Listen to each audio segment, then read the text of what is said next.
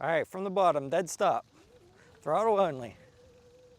Hey everyone, so I finally received the brand new 2024 Lectric One. If you guys follow my channel, you know that I flew down to Arizona when it was first released and did my first video on that. If you didn't see it, go check it out because it's pretty awesome. It goes over a lot of stuff on the bike and shows how it performs in my initial testing. But today's going to be a real quick video. I'm going to show you a little bit more about the Lectric One and some things that I didn't notice when I was first down there, and just show you guys how this bike performs.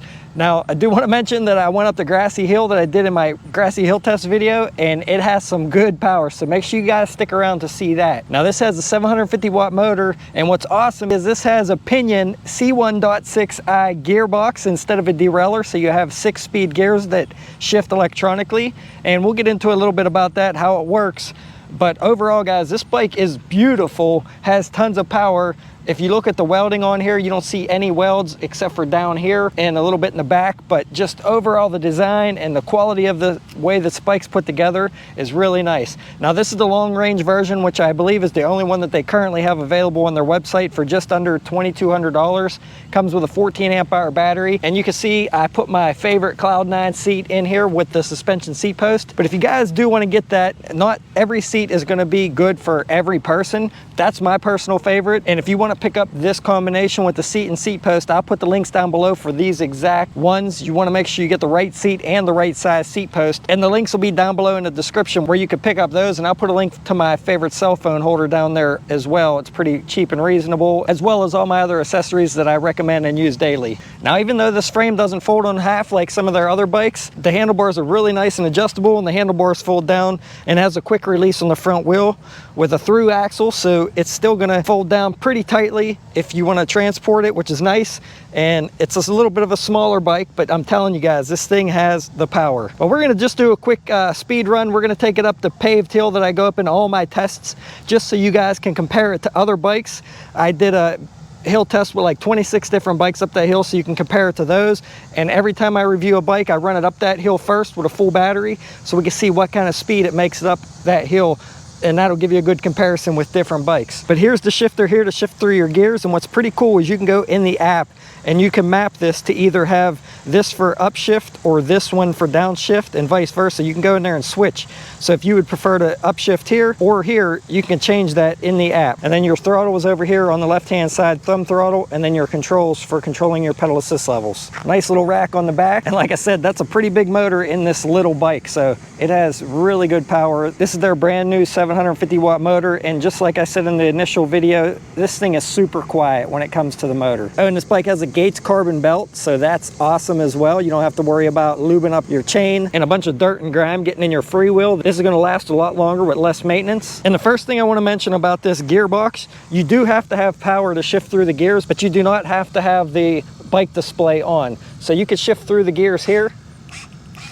You can hear them shifting down inside this gearbox here. You just have to have the battery installed and turned on, but you do not have to have the bike turned on. So if you're concerned about your battery getting low, I'm sure it should still power this. Unless you are 100% out of battery power, then you may not be able to shift gears, but more than likely you're going to be just fine. But just something I was curious about that I forgot in my initial video. I wasn't sure if this was going to have a built-in battery in it so that you could still shift gears without the battery, but you do have to have the battery in the bike to shift through the gears. So let's just go ahead and get into some quick speed runs and some hill testing and stuff. And if you guys want to see anything in particular or have any questions, put it down below in the comments.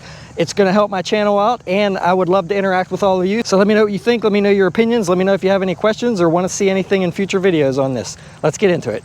All right, here we go, everyone. Throttle only. Let's see what kind of speed we can maintain up this hill. I'm in pedal assist 5. Looks like it's putting out 1,300 watts on the display, so really good power out of this 750 watt motor. 12 miles an hour on GPS, and on the bike, 11. So never drop below 11 miles an hour. Excellent, excellent power. All right, now what you're gonna notice here is I have it set for pre-select, which means it's going to automatically shift for me. So as you're pedaling, if you pause slightly, it will automatically shift up or down through your gears to maintain the same cadence or pedal rotations on your pedals. just like if you were shifting a regular bicycle, but it does it automatically for you. And you can set it up to whatever cadence you want, which means how fast you turn your pedals, and it will always maintain that cadence when you have that set. You do have to stop pedaling slightly for it to shift, but you can see my cadence here if you watch how fast my legs are spinning. But when you slow down, it'll automatically shift down and my legs are still spinning at the same speed. But you'll see I have to pause here. See, I'm getting a little fast now. If you pause, it'll shift up for you and you got that cadence again. So that's awesome. That's one of the features of this Pinion C1.6i Smart.shift here. You can set that up in the app, or you can turn that off. And I also have it set to start at gear 2. So when you come to a stop, every time you pull out, it'll automatically start in gear 2. And that's another thing that you can turn on or off in the app. But hold on, let me show you about that real quick. All right, so we got the Pinion Smart app opened up here. Here is your start select. And if you go into that, it says when it's on, it always starts in the selected gear that you want. And you can see up here, I have it set for starting in gear 2. And then down here is where you select your start gear. You could select 1 through 6. So whatever gear you like to start in, I like 2. And then pre-select, that's where it'll shift automatically for you. And that works with start select. So if you have this setting on, start select is going to be activated as well. But that's where it will keep your cadence. And then you can set your cadence down here from 45 all the way down to 95, or I should say up to 95. So you can keep pedaling really fast if you want to, or slower if you want to. That's what I prefer, so I keep mine set at 45. But you can play around with that. Depends on how fast you like to spin your pedals. Or you could just turn all that off and just ride it like a normal bicycle and shift by yourself as you want to. But you can go in here to the settings. You can either reverse the trigger mapping so that it reverses these like I was talking about earlier, or you can calibrate your Smart.shift. And let's go ahead and calibrate it. You can hear it working a little bit. Not sure exactly what that does. I guess if it's not shifting right, I guess you would do that. That's pretty cool. So let's go back here. Let's leave start select on, but pre-select, I'm going to keep that turned off. That way I could just shift gears myself. Let's see if notifications show anything. Nope, no notifications. Let's see connection help. So that's cool that they have an online manual in there as well. Now I did notice that once I had a little bit of an issue connecting. It connected initially, but then I couldn't reconnect. If you hold down this shift button here, the back one, for like, I think it's like 5 or 6 seconds. If you hold it down steady, it will reset the Bluetooth and then help you relink to your Smart.shift. If that doesn't work, power down your battery so that it shuts all power off to your bike, not just your display and your bike itself, but the whole battery. You hold the power button on the battery, and what that will do is that will shut power off to the Smart.shift, and I believe that resets it as well. So I think you could reset it either way, but if you have a problem connecting, just try doing that. And I haven't had an issue connecting immediately after doing those two things. Now, one thing that I wasn't sure of when I initially reviewed this bike, because I didn't really test it, was if you could shift when you were putting pressure on the pedals, because I was curious if you were really pushing down hard going up a hill, if you could downshift. And the answer to that is not really. You're not going to really want to do that because it doesn't sound like it's meant to be like that. So while you're riding normally on normal ground, you can shift all day long, super smooth. I'm shifting through right now, way smoother than the derailer. I'm shifting up now, and it shifts very nice. But you'll see here, if I try to, let me bump it down to PAS 1. Actually, let's turn the PAS off. I'm gonna push a little bit hard and try to downshift now. I'm all the way up. Let me try to downshift. You can hear it does it, but doesn't sound exactly that great. So if you're on a very steep hill, putting a ton of effort into it, trying to get up that hill, you may want to just relieve a little bit of pressure on the pedals whenever you upshift, or downshift, I should say. So let's try that again. Here on level ground, it's not going to be too bad. Yeah, not too bad there. Let's see if I'm going up this little sidewalk here. See if I can show you what I'm talking about. All right, now I'm going to try it. Yeah, you can see how it clicked. Now it's not even trying to shift. But if you just let off the pedals real easy, you can shift through a couple gears really quickly. I'm in 6th, and now watch this. I'll go all the way down to 1. Just let off the pedals a little bit. all the way in first already. So it shifts very, very quickly if you want it to. You just have to let off a little bit of pressure on the pedals sometimes to do so, or it may not want to go in. So just something good to know. And if you guys are interested in picking up this bike, please use the link down below in the description.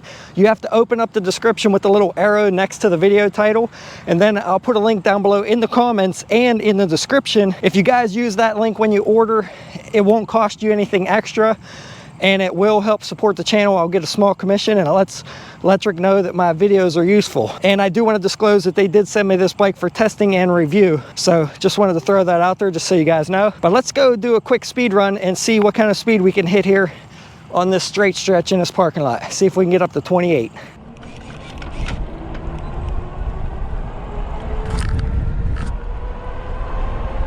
All right, here we go. Very smooth ride with that Gates carbon belt. 27, 26, 25, 23. Well, I think my GPS is off. I think there's something going on with that because it says 28 on the bike and there's 27. I think I lost a few signals, a few satellites there for a minute. Let me try this again. All right, that seems a little better. Let's try this again. Let's do throttle only first. See where it cuts. All right, it just cut right there at about 20 miles an hour. Now I'm going to just do pedaling and see if we can hit 28. 26, 27. 27 pretty easily, and I'm not really putting any effort in. If I was putting effort in, easily could probably hit 28. Cadence wasn't bad either. Cadence is pretty nice. Not sure if you can see. Let me angle down a little bit here. This is 22, 25, 26, 27, 28. Well, I hit 28 there for a minute. So this is going to be your cadence at max speed here. Not bad at all. Very smooth too with these hydraulic brakes. Very smooth bike overall, guys. The way it shifts, let me show you here. Let me go down to first. And this is if you're shifting up. Look, I'm already in sixth. So I can go from first to sixth that quick. Very, very nice. 27, 20, 28 on the bike display, 27 on GPS. All right, I think that's about it. I would say, safe to say, easily 27, possibly 28 mile an hour bike all day long. And you can hear it just shifted down. Now, one thing I did notice is if you're not going over like 5 miles an hour, it won't automatically shift down. So for example, let's say you shift it into sixth while you're sitting there and you go to pull out and you have it set to automatically shift to second. You know, when you start, it won't shift down to second until you hit like over 5 miles an hour. Once you hit over 5, then it'll shift down. So if you want to start out in another gear, you can just shift it manually. And that's another thing to know is you can shift through all the gears while you're sitting here. You don't have to be turning the pedals like you do with a traditional bicycle with a traditional derailleur. If you ever tried to shift gears while your bike was sitting still and then hopped on it to take it for a ride, you noticed that it was, you know, clanking in the back trying to shift through a few gears at a time. This, you could sit here at an idle, shift through whatever gear you want, and it's going to start out in that gear. You don't have to worry about pedaling it as you shift it. Show you it folded real quick. Flip the handlebars down. And you can actually take the seat out, but very nice and compact. If you even need it smaller, you could take that front wheel out. You will still have that fender on there unless you remove that fender, but very nice and compact. And I did just notice when reclamping this clamp, it's not really clamping this down real tight. All you need to do is unloosen this screw just a hair, and it's going to make this clamp a lot tighter. So that's how you would adjust that if your handlebar stem ever gets loose right here, if you feel like there's a little bit of play in here. And I don't know if you guys know this or not, but you can adjust the tension on your suspension seat post with that little Allen key in the bottom. You just don't want to take it out too far, but you can make it softer or harder with that little Allen screw there. And another thing that's awesome, in your settings, you can adjust it so your light flashes on the front and on the back when you turn the bike on, which is great for safety. All right, throttle only.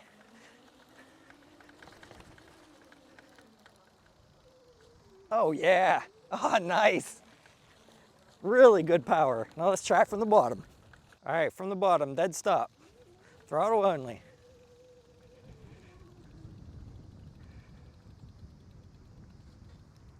Oh, can I make it? Oh yeah, barely, but it made it up. Starting from the bottom, from a dead stop, made it right up with just throttle. It almost didn't make it. I was trying to wiggle the bar just a little bit to keep it upright, but made it up with just throttle. That's pretty amazing. All right, everyone, thanks for watching. Like I said, comment down below. Let me know what you think. Let me know what you want to see, and I'll see all of you around on the next one. Make sure you're subscribed.